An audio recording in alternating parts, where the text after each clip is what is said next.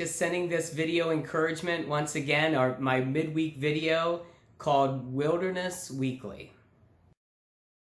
This is a 5-part devotional series on the wilderness experiences of the Israelites taken from the book of Exodus, and we're paying close attention to how this affects our lives in 2020 during this pandemic. So today we want to focus on provision. Did God meet the needs of the people, of his people, and provide for them 40 years in the desert?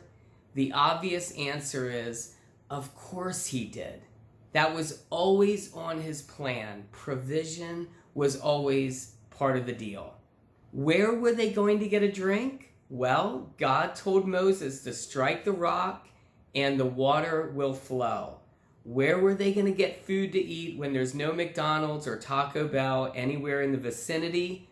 Well, God was going to provide manna from heaven, bread from heaven for them to eat, and he spread the banqueting table across the desert floor. That's what God does. And so a lot of the exchanges, as we look at the book of Exodus, it's interesting to see that a lot of the exchanges look something like this, where there was a need, the people grumbled and cried out, Moses got face down before the Lord, he cried out to God, and then God provided a way. He gave a creative solution, as we talked about last week, and he met the needs of the people. He was the provider. And so we see this in Exodus 17, starting in verse 1. The whole Israelite community set out from the desert of Sin. They were traveling from place to place as the Lord had commanded. They camped at Rephidim, but there was no water for the people to drink. So what did they do? They quarreled with Moses, saying, "Give us something to drink." Moses replied, "Why do you quarrel with me? Why do you put the Lord to the test?" But the people were thirsty for water there, and they grumbled against Moses. They said, "Why did you bring us out of Egypt to make us and our children and livestock die of thirst?" So they were afraid they were going to die. And then Moses cried out to the Lord, "What am I to do with these people? They are almost ready to stone me." The Lord answered Moses, verse 6, I will stand there before you by the rock at Horeb. Strike the rock, and the water will come out of it for the people to drink. So Moses did this in the sight of the elders of Israel. And he called the place Massah and Meribah, because the Israelites quarreled, and because they tested the Lord, saying, "Is the Lord among us or not?"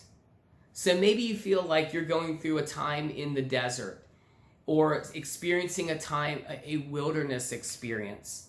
Sometimes we feel far away during these times in our lives, and that might be the case. I don't know what your life situation has been like this week.